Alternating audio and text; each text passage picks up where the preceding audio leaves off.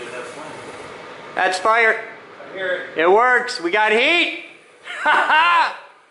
It's still trying. Yeah, it's gonna be shitty for a little bit, but she'll get there. That's heat. Thank you, sir. Yeah. You are a hero to thousands of people around the world. I don't know about that, but... All right, well, you're a hero to dozens of people in here. God damn it, we're thankful for you. All right, that's cool. Hi there, guys. Welcome to today's Captain's Blog. It's 11:43 hours on Monday, December 11, 2017, and the gas just came on.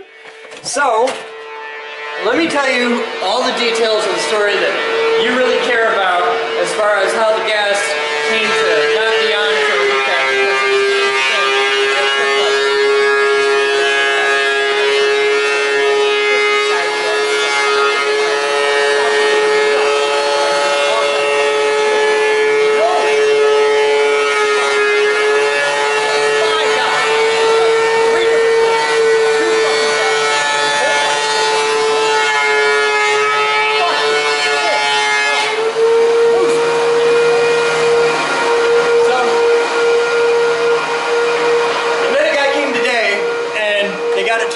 So we're really happy about it, and I'm really thankful the heat's on. So that's where we're at. And now you know the whole story. The gas is on, the heater is on in high energy physics, and now we just go around and get everything else coming up. So it's gonna be 2 hours of why does this smell weird and does this thing work? And yeah. Now it's us and not. Yep, and now I just need my package to get here from Amazon, and I have a radio again. Hey, packages from Amazon! All yours. Yay! Well, some of those are Christmas presents, but all right, I'll be back.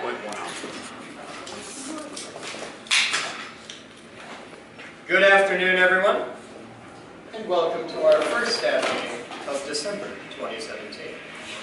I always like having a good fanfare. All right.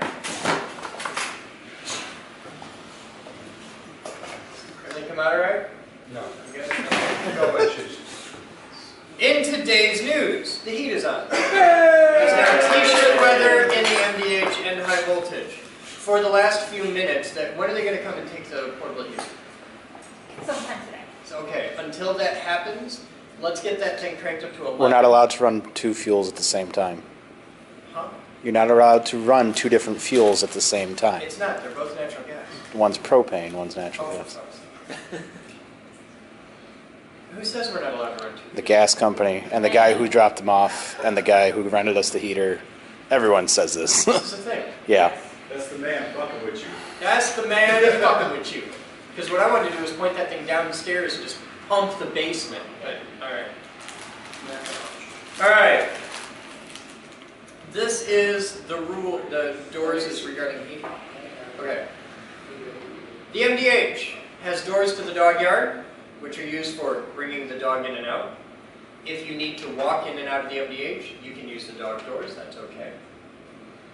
Do not drive the forklift through the dog yard doors. This has been attempted and it ends bad. Don't do this.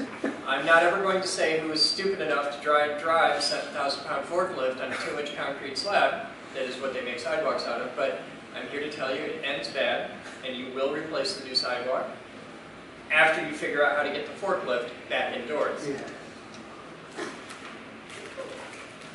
The large MDH door is for the movement of large things, i.e. things on tires, not things on sneakers.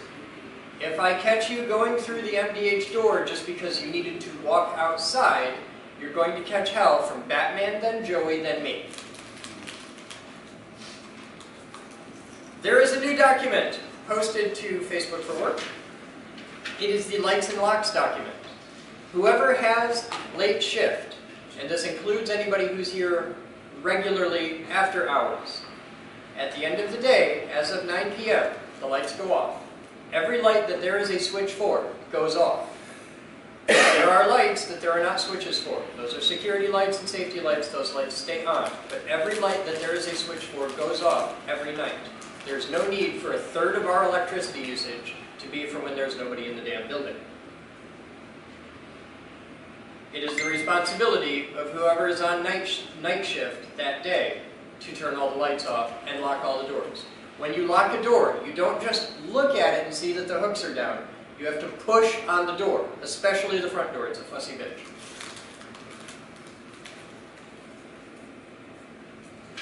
Customer service skills. Am I just vamping, or is there anything in specific you want me to hit on? Yes. Okay. If a person is talking to a customer and they need your help, they will ask you. If a person is talking to a customer and you just spontaneously combust with helpfulness, that's bad. Don't do that. That makes you a twat, and it makes us have to smack you. However, if you are bombing, Yeah. we'll take over. But the only person who, if a person is dealing with a customer and another person wants to take over, that other person better be higher up the food chain. So if you see Moose helping a customer and Larry decides he wants to jump in and help, don't do that. But if Larry is helping a customer and having some issues, it is at the discretion of Moose, me, Taylor, etc. to jump in and save your ass. If you're bombing and you're aware of it, just let us know. We'll save your ass. If you have an angry customer, and this is for any of you, because I get to say this because it's my ultimate job. If you have an angry customer who is ripping you apart, who you don't want to deal with, who is a massive pain in your ass, ask up the food chain. Just grab a manager. If you can't find a manager, grab me. I will handle the worst, nastiest, most hellfire and brimstone customer you throw at me. I like that shit. This may be because the trade-off for my job is I have to deal with the absolute worst of the worst customers. The other side of that coin is I can tell them they're an idiot and to go fuck themselves, and nobody can fire me for doing this. Took me years to get to that position, and I gotta tell you, it's kind of fun. Does that cover the situational awareness and customer service? What's the situational awareness and customer service? Being aware of where you are with the customer, where it's appropriate to be. Huh? Stop helping customers in doorways. Oh, yeah. If you have to stop and talk to a customer, don't take up in an appropriate area. Don't do this in a doorway, in a hallway. If you're doing, be aware of what you're doing, where you're at. This is a common problem, especially in that doorway right there. That clogs with people all the time. I also see this a lot where people will go to sign somebody up for membership and they're nowhere near a table with a pen, with the paperwork and all that. This is a migrating thing. Alright, now totally to a different. You'll notice all of these follow the basic concept of teamwork. For the last one under teamwork, you may file a ticket, like a JIRA ticket. There's a new one for shit to get done, Taskmaster on the Facebook for Work. This is awesome. For a lot of us that have trouble with JIRA, this is way easier. You may file a ticket. You are not in charge of the person working on it. If the ticket doesn't get fixed that day, help them. But just because Batman files a ticket for VJ, that had to hurt.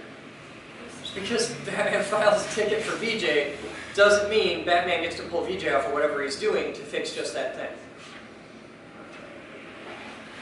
Speaking of Facebook for Work, is it a void, or are we all just reading and ignoring it? How many of you have logged into Facebook for Work in the past 48 hours? Cool. Start getting active. Let them know that you're actually in it. It's helpful. You all have something to add. Oh! I got this. Because I knew exactly where you're headed with this. The note that I was given is utility companies, also called when to call mom and dad. Okay, so, it's not often I get to give you shit, but I'm going to enjoy this. So, a useful tip to know as you grow through life, because at some point in your life you're going to have a place that you live where you need to have electricity, internet, gas, water, something turned on. You use the polite hostage. There's a time in life to take hostages. And when the gas guy shows up, he comes in the door, he's like, I'm here to turn the shit on. Cool. It's 2 valves. This is not a rocket science thing, okay? There isn't a person in this room who couldn't do this on their own. Some of you may have the goddamn tools to do it hidden away. Yeah, it's the secret street key. But what you don't do is let the dude leave until the heat is on. You don't. Okay, if the dude's coming to turn on your water, when he shows up, you put yourself in his pocket. You don't actually like chain him to the pipe, but you don't let him leave until the damn thing works. So what you do when consumers, DTE, anybody shows up here, you get Moose, you get me. Failing that, you get Batman or you get Taylor, because they will understand this because they've had this fight. The one thing I never, ever, ever want to hear on a radio, VJ, is consumers called, they're doing a thing. What are they doing? Well, I don't really know.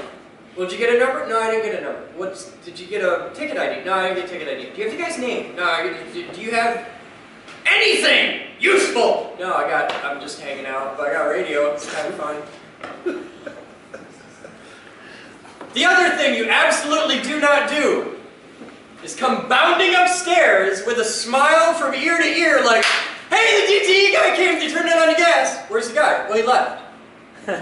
Was the heat on? Well, no, he turned on the gas. Did he really, or did he just say that? It took 5 guys, 3 visits. No, it took 6 guys, 4 visits to open 2 valves and turn the gas on. This could have been 1 dude, 1 visit, 1 time, and we could have had heat on like Friday, Saturday. So, and this is all because of communication. It is not your responsibility to get the gas on. It isn't your responsibility to pay the fucking bill. It isn't your responsibility to make sure it's done right. It's your responsibility when the dude comes in the building to grab him by the throat and drag him kicking and screaming to Taylor, Batman, Moose, or me. This is true of any utility, any package that has to be signed for, anybody who you even have a doubt. You get Batman or Taylor, and they will get Moose or me. They know, because they're smart enough to understand what has to be passed up the food chain. Because if we do this, if we communicate and work together effectively as a team, things run more smoothly, shit gets done. And we could have had heat days ago.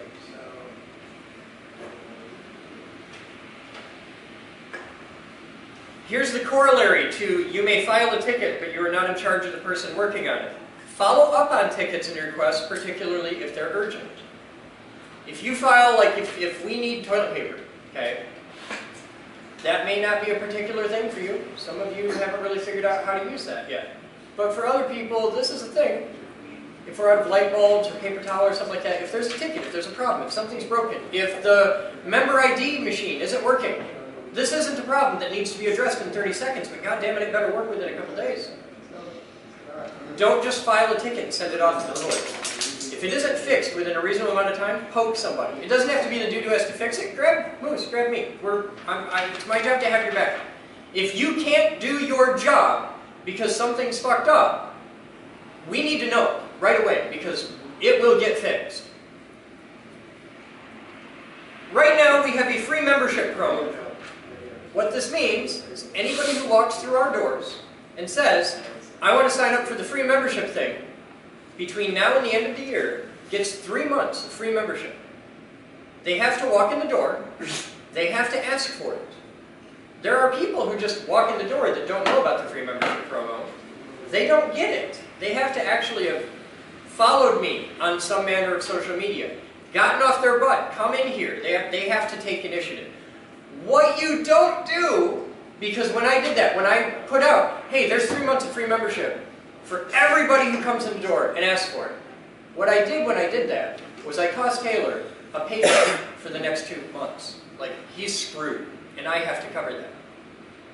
So the little tiny bits of money that he's going to make on signing people up for memberships are destroyed if somebody walks in and he's signing them up and you walk up and say, hey, you know we got this free 3-month thing. You just screwed him out of money. Don't do that because he ain't rich. And neither am I, and I got to cover his ass. Oh, okay, what's your name? Jaime Roberto Escalante. Okay, you will see you. You should have that checked. Does anybody here know who Jaime Roberto Escalante is? I am disappointed in you. It means climate. Huh? It means climate. No, Jaime. It's a name. It's a Mexican. Yeah, like James or. Jaime Escalante. Yeah. Yeah. The commenters are going to have a field day with us, and you need to learn about him because you will like him because you're a teacher. Okay. We have a report card membership thing going on, and that goes. I'm just going to keep that running. I'm really happy with that. Yeah, there's no end Yeah. to it. It's- What's the problem with it? People have been signing them up. Oh, when you sign somebody up on the report card membership, they get 1 month free for every A on a current report card. They don't get to be like a junior in high school and come in with their 5th grade report card where they were smart before they got into the drugs. And yeah, it doesn't work that way. And when they do that, it's a gift card. So if you're processing the order, those are done as gift cards. Okay, they don't just because it fucks it all up. We've been It's having code. people use the free membership code for 1 free month and breaking it. It's a gift card. Okay. Gift card for however many months they earn. Months are by A's. And I don't care if it's an A minus, it's an A. If it starts with A, I don't care what's after it, it's an A. Now see, now that I've said that on camera, some dude's gonna be like, I got like 8 of them that say absent. Or fail. Yeah. It does not include passing. Some classes are pass-fail. Oh, yeah, no, it's gotta be an A. A legit, actual A. And if your school doesn't have A's, go to a better goddamn school. You can enroll to Open Doors for self-directed teams, and we can hook you up because we actually give out A's, right? Right? Just say yes. Just say yes, A's. lie to me now and figure it out because we're going to give out A's. Oh, is that Okay. what we're doing? Not O's. This isn't England. We give out A's. Oh, I give out A pluses. You can do that too. That's probably what I say usually, but sometimes it's like B minus. I met your kids. I understand. Carrot. The hair. I've been calling him Carrot. For Oh, like, stand and deliver. yeah? Oh, yes, very good. Yeah. But I've been calling, I know his name is Carrot. I've been calling him Carrot because it's close enough that most people don't actually catch the difference. No, he goes by Carrot too. He does? He does now. My work here is done. Where's my trash bin? Way on the other side of the room. All right, any questions, comments, concerns? Go. This is adding to the situational awareness thing. And it applies to members and staff. If someone is in a quiet room, headphones on, the door shut, they do not want to talk to you. So you better have a really good reason for interrupting them. Yeah, that's a building on fire level problem. If they are sitting with the door open, it means I am busy, but I am receptive to your needs at the moment. But if it's shut and they are ignoring the world, how they respond to you when you come up to them with inane bullshit is on you. I have one final comment on the situational awareness thing. What? The next person in this room that goes through a tour with a member spends more than 30 seconds in front of my desk receives punishment later. People stop at your desk. I have one more to add on situational awareness. What? There are very few people in this building that actually have salesmanship skills. If somebody is selling something and you interfere with that somebody and that somebody happens to be me, I'm gonna hurt you. Yeah. Yeah. That is a large part of what I meant by if somebody is taking care of a customer, just let them take care of your customer. If anybody is giving a tour, is selling a thing, is doing something, and what they say does not match what's in your brain, absolutely, when they're done, pull them aside and correct them. Do not fucking ever correct them in front of the person. And if you do it to me, God help your ass. Because I will fucking stab you right then and there. Are there any questions on that one at all? Pull people aside after. This includes me. Pull me. If I say something wrong, pull me aside later and be like, dude, so you're an idiot and it's actually 15 feet to the ceiling in there, not 12. Okay? Correct me. I want to learn new things. I'm here to learn and I get shit wrong all the time. Don't do that in front of a client. It's epically bad form. The big thing is a lot of clients we get, we're saying things in ways we know the client can understand. So if you jump in with really technical information when you think you're correcting us, it's very overwhelming to the customer. It doesn't help you. This happens a lot. Also, old sales rule, if you don't look confident in the product that you're selling and somebody tries to educate you on said product during the time you're selling it, the customer's gonna walk away. Yeah, every time, and that immediately gives Taylor or me lots of free times to figure out how we're going to hurt you, and it will involve bees. Is there anything else? Wait, did you say bees? Bees. I will have you eaten by fucking bees. They're wasp lords, they're not bee lords. I gotta tell you, one of the greatest things I ever learned in my life is that you can mail order bees, cockroaches, and ladybugs on the internet. In like bags of tens of thousands. Go. I bought ladybugs online. Yeah, so did I. Had them dropped off at your girlfriend's house. Shove her a little, she'll start. When did Winnie get here? Maggie, You gotta push on the key. She doesn't get the attention she wants. Maggie, you're just revving the engine. Come on. It's not that head moose, that's a nose thing. Punch her in the face. You did not hear that. I just grabbed the tail. Thank you, everyone. Now, everybody go to the high voltage lab, grab a chair, and put them where they belong.